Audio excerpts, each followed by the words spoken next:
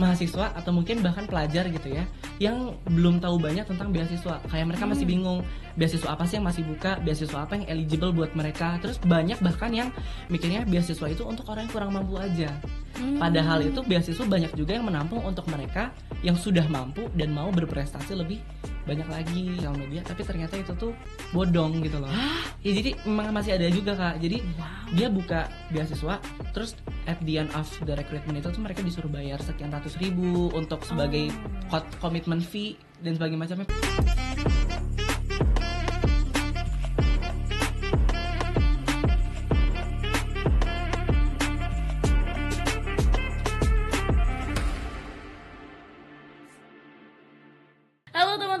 Welcome back to podcast Let's Talk. Pada episode kali ini kita bakalan ngobrol-ngobrol lagi dengan mahasiswa Universitas Brawijaya yang berprestasi, yang merupakan penerima beasiswa dari Jarum Foundation dan juga ternyata dia seorang content creator dan membagikan banyak tips and trik terkait bagaimana sih mendapatkan beasiswa. Siapa tahu teman-teman di sini ada yang kepengen nih selama masa studi S1-nya pengen dapat beasiswa ataupun mau melanjutkan studi S2 dan S3-nya.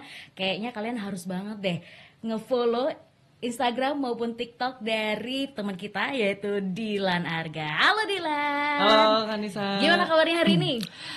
Baik, soalnya habis healing kan kemarin. Habis healing sebentar. Healing kemana ini? Ke Bali dong. Ke Bali? Ke Bali. Bener-bener literally liburan? Sebenarnya 3 hari kerja, setelahnya healing. Jadi kayak balance, harus balance. Masih kuliah kan tapi Masih sekarang? kuliah, maksudnya itu freelance. Wih, ngeri banget ya. Kelihatan nih anak-anak ambis gitu ya. Kuliah jalan, beasiswa jalan, kerja pulang. Lebih ke butuh cuan. Kan skripsi banyak nih pengeluarannya. Oh, ya penelitian. Kan? Anak saintek ya? Sosum, tapi kan tetap gue harus ngeprint dan sebagainya macamnya. Itulah ya realita sebagai mahasiswa ya, nggak bisa ditutupin. Oke, kita ingin mengenal lebih jauh sosok Dilan. Ini yang main bareng sama Vanessa bukan? Bukan. Sebenarnya nama panggilan aku bukan Dilan. Ah, siapa dong? Nama panggilanku Arga. Arga. Tapi maunya dipanggil apa nih? Dipanggil Arga. Arga karena ada aja. filosofinya. Apa tuh? Arga itu adalah singkatan dari kedua nama orang tua aku. Jadi ya perpaduan dari nama papa sama mama. Dan aku pengen semenjak merantau dipanggil Arga supaya kemanapun aku ada itu tuh tetap terlintas nama orang tua aku di pikiran gue. Ngomong-ngomong soal orang tua, aku pernah lihat konten kamu di TikTok, salah satunya yang paling gede banget viewsnya itu yang kamu daftar di UB kalau nggak salah ya. SBMPTN ya. SBMPTN terus sama mama papa adik-adik semuanya. Oh my god, kelihatan banget ya orang tua sangat support. Pertama gagal tapi habis itu keterima ya. Boleh cerita sedikit? Waktu itu tuh aku sebenarnya nggak ada kepikiran mau ke UB sebenarnya. Karena dulu tuh aku fun fact guys. Karena dulu tuh aku pengen ilmu komunikasi kan. Dan ilmu komunikasi yang di bawah Vkom, di bawah Fakultas Ilmu Komunikasi kan cuma Unpad tuh. Betul. Jadi pada saat itu aku Unpad. Ternyata Tuhan gak ngasih kan di SNPTN.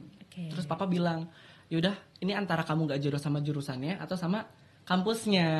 Akhirnya aku cobalah cari yang mana itu jurusan yang ada komunikasinya dan bisa menampung passion aku. Udah administrasi bisnis. Aku carilah administrasi bisnis yang bagus di mana antara UI sama UB. Tapi ternyata di UB itu tuh udah lebih lama ada fakultasnya.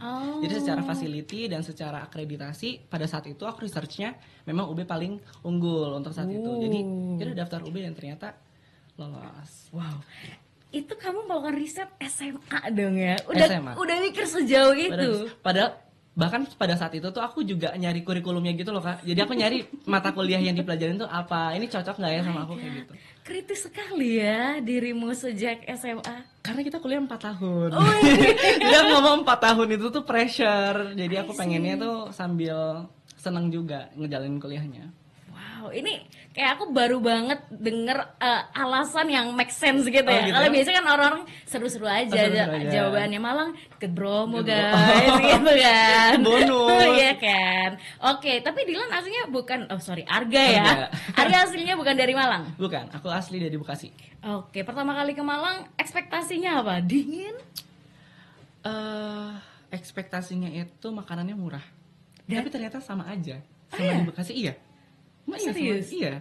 Aku ekspektasinya murah dan ya kayak gitu kan. Ternyata ya udah sama aja ternyata. Oh, I see. Apa yang bikin kamu akhirnya ini nih yang bikin Malang beda dan mungkin ngangenin nih someday nanti? Ininya kali ya, apa namanya, bumbu kacangnya. Bumbu kacang. Bumbu kacangnya, karena yang aku rasain bumbu kacang di Malang itu tuh beda sama yang di Bekasi. Kayak misalnya aku mau beli ketoprak atau sate ayam, Oh. kalau bumbu kacang di Bekasi itu tuh lebih kental dan lebih gurih, sedangkan kalau di sini tuh dia teksturnya lebih encer menurut aku. Jadi karena kebetulan aku suka bumbu kacang, aku suka sate-sate, suka ketoprak gitu. Jadi aku I ngerasain see. bedanya di situ. Dan yang bikin beda, kalau di sini tuh ada namanya musim maba, tau nggak? Iya. Musim maba yang hawanya tuh dingin Banget. suhu. Nah, I gitu. see. Kalau di Bekasi kita nggak bisa bilang musim maba karena sepanjang tahun panas. jadi ya itu yang aku kangen, mungkin kangennya di musim dinginnya, musim maba itu. I see. Tapi Malang memang sekarang setelah maba Iya, sudah tidak langsung- maba lagi. Langsung Hot ya gitu ya, luar biasa memang Malang. Oke, kalau makanan favorit di Malang tadi udah kejawab ya, berarti semuanya berbau kacang-kacangan Kacang-kacangan. pasti. I see. Oke, kalau Dilan ini ternyata selain suka sharing soal beasiswa, aku sempat lihat juga kamu suka bernyanyi gitu ya, sebagai apa tuh, side job atau hobi atau apa tuh Itu kira-kira? lebih ke hobi aja sih. Oh, Jadi, karena oke. itu stress reliefnya. Kadang kalau misalkan Oke. aku ada beban atau lagi stres, pasti aku karaoke atau nggak nyanyi aja. Lagu apa yang lagi suka didengerin nih akhir-akhir ini? Lagunya Sherina, lihatlah lebih dekat, tau nggak? Nggak tahu. Boleh lah di spill biar aku tahu. Sherina nanti tolong rekrut aku ya. siapa tahu aku Juga. jadi masuk ikut ininya, musical movie-nya. Boleh. Let's try. Ya, kita mulai dari refnya ya kali ya. Mengapa dunia berputar, mengapa air mengalir. Dah. Tepuk tangan dong teman-teman semuanya. Kayaknya gitu deh liriknya, aku lupa. Lah, gimana dong? Harusnya gitu ya. I Tapi see. ada yang benar ya kok. I see. Kelihatan suka nyanyi gitu ya. Nyanyi, I ya. see. Only suka gitu. Mungkin nanti kalau misalkan ada pelatih suara yang mau melatih aku supaya lebih baik lagi, boleh. Oke, kayaknya produser kita bisa sih ya. Semoga dia mendengarkan. Multi talent, produser bisa, nyanyi bisa. Oke, I see. Nah, sekarang masuk ke dalam dunia konten yang diseriusi oleh Arga. Itu mulainya dari mana sih? Apakah gara-gara konten pertama kamu yang mungkin tadi bersama orang tua sampai tembus berapa juta? Karena itu atau emang literally kamu suka dan pengen share sama banyak orang? Awalnya itu Kak, aku bikin konten itu tuh iseng sebenarnya. Jadi nggak ada kepikiran banyak yang emang ternyata tertarik dengan konten-konten aku. Karena sebelumnya di akun lama aku itu tuh kontennya itu tuh kalau dilihat ke paling bawah itu nggak cuma sharing beasiswa kan, tapi ada vlog juga, ada makan juga dan sebagainya macamnya. Which is emang mix gitu. Tapi ternyata memang engagement yang paling tinggi itu adalah all about scholarship, I all about see. beasiswa. Nah, concern aku kenapa aku pengen sharing beasiswa, yang pertama pas aku sharing tentang beasiswa itu kan engagementnya tinggi, itu pertama. Oke. Nah, alasan kedua itu ternyata memang masih banyak mahasiswa atau mungkin bahkan pelajar gitu ya yang belum tahu banyak tentang beasiswa. Kayak mereka masih bingung beasiswa apa sih yang masih buka, beasiswa apa yang eligible buat mereka. Terus banyak bahkan yang mikirnya beasiswa itu untuk orang yang kurang mampu aja. Padahal itu beasiswa banyak juga yang menampung untuk mereka yang sudah mampu dan mau berprestasi lebih banyak lagi kayak gitu. Jadi motivasi aku adalah untuk memberitahu kepada banyak orang bahwa masih banyak kesempatan yang bisa mereka ikuti dari beasiswa-beasiswa ini kayak gitu. Oke, yang kamu share ini berarti berkaitan dengan beasiswa khusus teman-teman S1 karena kamu sedang studi sekarang, atau semua deh yang menurut kamu lagi penting terus kamu share juga? Semuanya sih, lebih ke ya semua jenjang. Jadi dari SMP SMA kalau memang ada aku bakal share. Terus S1 S2 juga. Cuma emang kebetulan beasiswa yayasan yang ngebuka beasiswa itu kebanyakan kan untuk S1 ya. Jadi jadi emang mostly common-nya adalah beasiswa S1 gitu. Oke, biasanya kalau kamu melakukan riset, apa aja sih yang akhirnya kamu dapatkan, then kamu compile dan kamu share kepada para followers itu? Yang pertama itu pasti benefit ya. Wah. Kan? Iya dong. Karena ekonomis sekali. karena orang-orang yang bakal dilihat itu adalah benefitnya, apa yang akan bermanfaat buat mereka, I ya see. kan. Ketika mereka merasa itu nggak ada manfaatnya untuk mereka atau kurang impactful buat mereka, pasti akan di skip gitu aja. Jadi yang pasti aku cari pertama adalah benefitnya. Mana benefit yang paling menguntungkan. Yang kedua itu dari yayasannya atau lembaga yang mengadakan beasiswanya. Itu karena ada juga orang-orang atau lembaga yang menyelenggarakan beasiswa di sosial media, tapi ternyata itu tuh bodong gitu loh. Ya jadi memang masih ada juga Kak. Jadi dia buka beasiswa, terus at the end of the recruitment itu tuh mereka disuruh bayar sekian ratus ribu untuk sebagai commitment fee dan sebagainya macamnya. Padahal itu kan gak seharusnya ada di tahapan rekrutmen beasiswa kayak gitu. Jadi aku nggak cuma research benefitnya aja, tapi aku juga research lembaganya, siapa yang mengadakan, prosesnya seperti apa, alumninya ada apa enggak. Jadi memang sedetil itu aku mencoba untuk researchnya. Jadi kalau orang-orang di komen pada bilang mau dong beasiswa ini, beasiswa, aku juga butuh waktu untuk research karena yang aku share itu pasti yang terbaik untuk teman-teman gitu. Oke, nah ini mungkin kalau sedikit tips nih buat teman-teman biar nggak bisa kecantol oleh para recruiter yang bodong-bodong tadi, itu apa sih kira-kira 1 atau 2 hal yang ini nih hati-hati, ini harus dihindari, apa tuh kira-kira? Yang paling gampang buat dilihat itu mungkin yang pertama itu dari tahapan rekrutmennya ya. Ada yang beasiswa itu administrasi, terus udah langsung lolosan, itu tuh harus dicurigakan, karena nggak mungkin lembaga mengadakan beasiswa terus tahapan rekrutmennya itu sesingkat itu. Karena kan mereka pengen memberikan allowance atau uang saku misalnya ya ke penerima beasiswa, pasti kan mereka menyaring yang terbaik dong Kak gitu. Jadi kalau misalkan rekrutmennya itu tuh sangat singkat, itu perlu dicurigakan. Yang kedua dari lembaganya itu sendiri sih, pernah nggak dengar nama lembaga itu. Terus habis itu dari posternya, biasanya kalau posternya itu terlalu neko-neko atau bisa dibilang terlalu nggak enak untuk dilihat, itu malah memang mencurigakan. Karena biasanya lembaga-lembaga yang mengadakan beasiswa, poster mereka tuh malah simple sebenarnya kayak gitu dan rapih gitu sih paling. Terus researchnya dari mana? Researchnya coba ke webnya atau ke LinkedIn. Aku biasanya cek juga ke LinkedIn dari lembaganya gitu, karena itu bisa jadi salah satu melihat reputasi lembaga itu baik apa enggak kayak gitu sih. Oke, dan jejak alumni juga kayaknya cukup membantu ya? Cukup membantu, karena kita bisa melihat alumninya itu seberapa banyak, mereka jadi apa, orang-orangnya dari kampus mana, itu kan juga bisa dilihat dari alumninya. I see, oke. Dan selama perjalanan di Dilan lagi ya, ini saking suka film. Arga untuk melakukan research akhirnya membuat Arga menjadi salah satu penerima beasiswa dari Jarum juga ya. Kenapa tuh dari sekian banyak beasiswa, terus akhirnya kecantol deh sama Jarum? Aku pribadi itu apply beasiswa tuh baru 2 kali. Dan langsung keterima ya? Yang pertama kan enggak. Boleh disebut? Boleh disebut. Bank Indonesia. Kan UB bermitra dengan Bank Indonesia. I see. Memang salahnya aku juga pada saat itu tuh, kalau Bank Indonesia tuh kan ada requirements jurusan juga Kak. Ya kan, jadi bermitra dengan UB tapi untuk jurusan A, B, C, D gitu kan. Dan jurusan aku pada saat itu memang tidak tercantum. Cuma aku tuh orangnya nothing tulus. Kalau nggak dicoba kan nggak tahu nih hasilnya gitu kan. Jadi mumpung bermitra, ya udah aku coba dulu aja. Pada saat itu kita tuh bisa nge-track, kita bisa ngelihat status rekrutmen kita. Pada saat itu aku tuh lolos tahap fakultas, terus disaring ke tahap univ kan. Nah di tahap univ itu nggak lolos. Terus ya udah tuh bulan depannya kalau nggak salah Jarum open recruitment gitu. Coba dong, karena aku masih punya rasa kayak kesel, kenapa sih gue ditolak gitu kan mikirnya.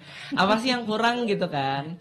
Terus aku cobalah Jarum karena kualifikasinya juga cukup masuk di aku. Jadi yang kenapa aku apply di Jarum, karena aku melihat kualifikasinya, dan kualifikasinya match dengan aku. Apa aja tuh? Yang pertama, mahasiswa semester 5 udah pasti ya. Terus IPK kan harus di atas dari yang udah ditentukan. Itu 3,2 pada saat aku. 3,2. Terus kita tuh harus aktif berorganisasi. Ya kan? Dan organisasinya itu tuh bukan cuma sebagai anggota aja, tapi kalau kita punya jabatan atau kita jadi pemimpin, itu tuh jadi nilai plus. Dan pada saat itu aku jadi co-founder kan dari komunitasku. Jadi aku melihat bahwa itu adalah peluang buat aku. Coba, ya walah. Gampang sekali visitnya, tunggu guys, semudah itu tentu ya. Karena ada tesnya, tesnya apa aja, pelan-pelan kita bedah satu-satu. Siapa tahu ini banyak banget yang kepingin, karena jujur saya juga dulu gagal ya teman-teman. Jadi kesal kenapa gagal gitu kan. Kalau di tahap administrasi itu kan itu ya, administrasi IPK, terus organisasi, sertifikat, lomba dan sebagainya macamnya. Terus di administrasi kalau lolos kita masuk ke tahap tes tulis. Tulis. Di tes tulis itu kita tesnya tes potensial akademik ya, hitung cepat, terus habis itu tes psikotesnya. Terus tes verbal kayak apa namanya, sinonim, antonim, kata-kata udah ya. Kayak mau masuk kuliah ya. CPNS kan. CPNS. On another level. On another level kayak gitu. Cuma di situ pressure-nya itu adalah waktunya singkat, kayak kita ada 20 soal per subtes itu untuk 5 menit, untuk 4 menit. Memang sesingkat itu. Kayak gitu. Habis ke tes tulis, untuk tahun ini itu ada namanya grup tes. Jadi apa namanya, kayak gimana caranya kita memecahkan suatu permasalahan bersama dengan kelompok. Kayak gitu. Habis itu ke tahap wawancara. Gitu. Nah, panjang. Di tahap wawancara itu kita diwawancara sama asesor dari Jarumnya langsung atau dengan psikolog Jarum. Kayak gitu. Udah sih, dari tahap wawancara udah selesai. Udah.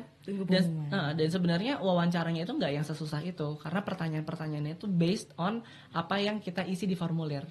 Jadi kalau kita jujur ngisinya ya kita kan aman udah ya kan. Kita menceritakan pengalaman dan sebagainya macamnya. Dan ya udah, paling kalau misalkan asesornya itu penasaran dengan jawaban kita diulik lagi kayak gitu. Jadi nggak ada yang jauh-jauh dari apa yang udah kita isi di formulir sih. Kalau terkait kemampuan bahasa, apakah juga turut diujikan dalam beasiswa Jarum? Kalau bahasa enggak sih. Nah, jadi semua based on apa namanya, kelompok, karena ada grup tesnya sama psikotes dan kemampuan akademik. Tapi kalau misalnya kita ngomongin beasiswa secara general, kira-kira kemampuan bahasa itu masih menjadi momok nggak sih? Karena biasanya orang, aduh mau apply beasiswa aku nggak jago bahasa Inggris, apa segala macam kayak gitu. Itu gimana itu kira-kira? Itu tergantung, balik lagi sama lembaganya. Ada lembaga yang memang mengharuskan beasiswanya itu tuh, penerima beasiswanya itu bisa bahasa Inggris. Contohnya kayak Brilliant, BRI, punyanya BRI, yang baru aja buka kemarin dan sekarang sudah tutup. Itu mengharuskan atau menjadikan nilai plus ketika kandidatnya itu bisa berbahasa Inggris, karena benefitnya nanti selain uang saku, mereka itu punya fast track, bisa dibilang fast track untuk jadi manajemen trainee di BRI. Kayak gitu. Jadi lembaga kan punya ininya ya, punya strateginya sendiri-sendiri untuk beasiswanya mau dibawa kemana. Nah, BRI salah satunya kan untuk ke manajemen trainee nih. Jadi mereka diekspektasikan untuk bisa bahasa Inggris supaya saat nanti mereka jadi manajemen trainee-nya di BRI, mereka bisa easily adapt, bisa dengan mudah beradaptasi dengan lembaga kayak gitu. Jadi pintar-pintar kita mencari tahu kualifikasi yang dibutuhkan sama beasiswanya itu apa. Sama kayak nyari kerja sih sebenarnya, Kak. Iya. Kasihan banget anak zaman sekarang ya, belum kerja udah diasah banget. Kan jadi latihan ketika kita lulus nanti kita bisa berkompetisi dengan yang lain. Kalau di beasiswa kan keterima atau enggak nothing tulus gitu ya. Nah, kalau di Jarum sendiri kira-kira benefit yang didapatkan apa nih? Ini kan kembali lagi kayak omongan kamu awal ya kan. Pasti yang dicari benefit dulu. Yang aku cari benefit, gak mau bohong, pasti uang saku dong, ya kan? Karena kita merantau nih, gitu kan? Aku butuh uang saku tambahan untuk jajan dan sebagainya macamnya. Beli gitu. Tadi ya sate sama ketoprak. Iya, karena self rewardnya tuh kemakan biasanya. Yang kedua itu programnya, gitu. Programnya sebenarnya sama kayak program beasiswa lainnya, kayak program pelatihan. Cuma menurut aku yang ditawarkan sama Jarum itu tuh berkesan banget buat aku. Kayak apa misalnya? Kayak contoh, kita tuh ada tiga program wajib. Yang pertama itu adalah karakter building. Nah, aku nggak bisa nge-spill terlalu jauh karena memang nggak boleh. Gitu. Jadi di karakter building intinya kita tuh akan dibentuk karakternya, dimana nanti kita tuh tidurnya tuh bukan di hotel, tapi kayak semi militer. Ya. Spillnya sampai situ aja ya. Tapi yang dibayangin orang-orang kalau semi militer itu pasti, aduh nggak enak, pressure dan sebagainya macamnya. Ini nggak sama sekali. Jadi ini tuh fun, semuanya itu tuh fun semua. Dan mungkin yang kurang enaknya itu adalah kita tidurnya nggak di hotel dalam cuaca yang dingin, karena itu kayak berbelasan derajat. Karena kan di Cikole Bandung itu kegiatannya. Tapi untuk rangkaiannya itu tuh totally semuanya oke banget. Sampai yang terakhir kemarin di Nation Building itu yang paling berkesan buat aku, karena di Nation Building ini kita dipertemukan sebanyak 521 penerima dari Sabang sampai Merauke, seluruh Indonesia. Jadi aku ketemu dengan orang-orang yang backgroundnya berbeda, yang latar pendidikannya juga berbeda, latar ekonominya juga berbeda, dan sebagainya macamnya berbeda. Di situ aku nyari kesempatan untuk cerita-cerita sama mereka, bertukar pengalaman sama mereka dan sebagainya macamnya. Jadi insight secara relationship, insight secara hubungan pertemanan antara penerima beasiswa itu aku dapat. Yang kedua, kita itu kan bukan seorang artis ya Kak. Ya, penerima beasiswa Jarum itu tuh kan bukan seorang artis. Tapi di Nation Building itu kita ditantang untuk bisa menjadi choir dan juga pemain teater. Karena di malam puncaknya Nation Building itu tuh ada dramanya gitu, ada pentas seni ya kayak gitu, yang mana nanti ada kelompok choir sama kelompok teater. Kamu milih choir ya? Aku pengennya choir, tapi ternyata aku dapat plottingannya teater, karena emang multi talent sih. Jadi bentar, tarik nafas dulu. Optimis itu boleh. Aku suka energi positif yang kamu sebarkan di sini. Nah terus iya, yang aku pelajarin dari teman-teman itu, mereka kan nggak semuanya punya background untuk bisa acting. Tapi di sini tuh kita dilatih dalam waktu 3 hari Kak. Dalam waktu 3 hari kita harus bisa main panggung. Gitu. Jadi funnya itu adalah kita belajar terus menerus selama 3 hari, dari jam 7 pagi sampai jam 9 atau 10 malam. Besok paginya kayak gitu lagi. Tapi at the end di malam puncak itu berhasil. Kayak gitu banget. Dan katanya nih mau di-spill nanti ya di kontennya. Jangan lupa follow dulu ya. Dan katanya pindah akun nih. Jadi kemana nih sekarang yang harus di-follow? Sekarang TikTok aku itu di sini Arga namanya. Di sini Arga ya. Tolong dicatat, yang lama sudah tidak aktif gitu lagi. Ya. Karena apa? Pada saat itu aku bekerja sama dengan suatu yayasan, yang mana yayasannya itu tuh lagi adain acara pemilu gitu, bukan pemilu ya, tapi acara edukasi pemilu gitu kan. Nah di kerjasamanya itu aku disuruh untuk bukan mengkampanye, tapi mempromosikan bahwa yayasan ini sedang mengadakan program edukasi pemilu. Sebenarnya kan manfaatnya bagus ya, biar anak-anak kayak misalkan angkatan aku, karena belum pernah pemilu kan, aku tahun depan baru pertama kali pemilu. Jadi diajarin sebenarnya pemilu itu tuh rangkaiannya seperti apa, ngapain, dan gimana caranya kita bisa belajar berpolitik dan sebagainya macamnya. Tapi ternyata TikTok itu menangkapnya bahwa itu adalah ada unsur provokatifnya. Jadi iya, jadi TikTok ngeklaim ada unsur provokatifnya, dan itu dampaknya ke engagement aku. Wah, ini hati-hati nih ya teman-teman yang mungkin ke depan pengen jadi content creator, bisa belajar nih dari pengalaman Arga. Jadi harus melihat sekarang itu isunya ada apa, karena kebetulan sensitif banget ya. Sensitif banget karena kebetulan pada saat dari tahun ini sampai tahun depan kan pemilu lagi panas-panas ya kan. Jadi mereka menangkapnya bahwa ini tuh ajang dari salah satu kampanye pemilu untuk mengkampanyekan salah satu kandidat, kan mikirnya kayak gitu. Padahal aslinya enggak. Jadi tetap aja berhati-hati.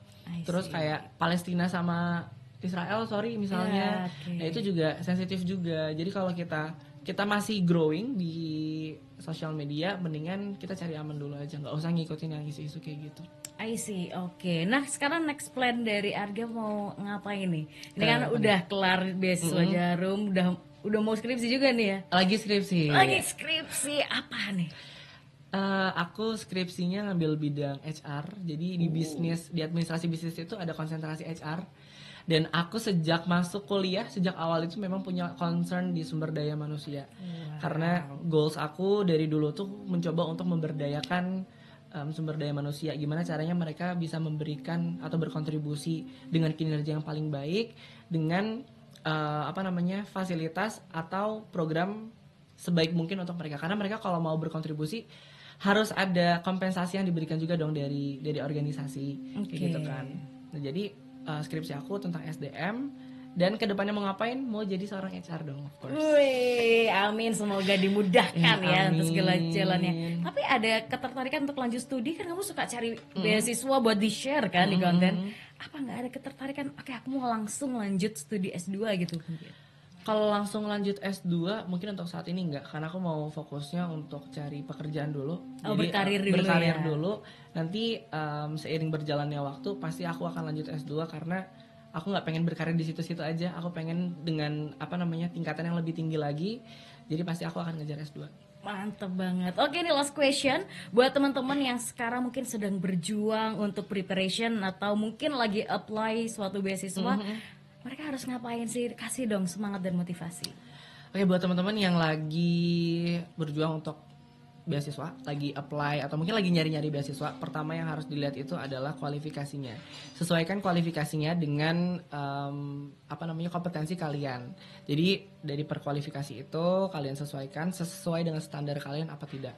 Yang kedua itu coba cari tahu dari alumni-alumni di beasiswa tersebut. Karena dari alumni itu tuh aku juga belajar dapetin informasi rekrutmennya, kayak tesnya itu ngapain, terus di beasiswanya itu ngapain, itu juga dapat informasinya. Jadi teman-teman harus bisa nyari alumni dari program beasiswanya. Dan persiapan di rekrutmennya mungkin itu bisa cari di internet sebenarnya, karena banyak yang sharing di internet tentang proses rekrutmennya seperti apa dan tes-tesnya itu seperti apa di beasiswa tersebut. Untuk common atau wawancara beasiswa secara umum itu udah banyak juga sih di share di TikTok atau di YouTube, itu udah banyak yang kasih tips and trick, dan wawancaranya yang aku alamin emang nggak jauh-jauh dari apa yang udah banyak orang sharing. Kayak gitu. Jadi, dan paling penting jangan lupa follow TikToknya. TikTok aku. Yaitu di sini Arga. I see. Oke, thank you so much sudah sharing di sini. Semoga lancar untuk penelitian skripsinya, dimudahkan semua planning ke depan. Amin. Makin banyak sharing-sharing yang bermanfaat buat teman-teman semuanya. Oke, dan insya Allah kita akan ngobrol-ngobrol lagi ya di lain kesempatan.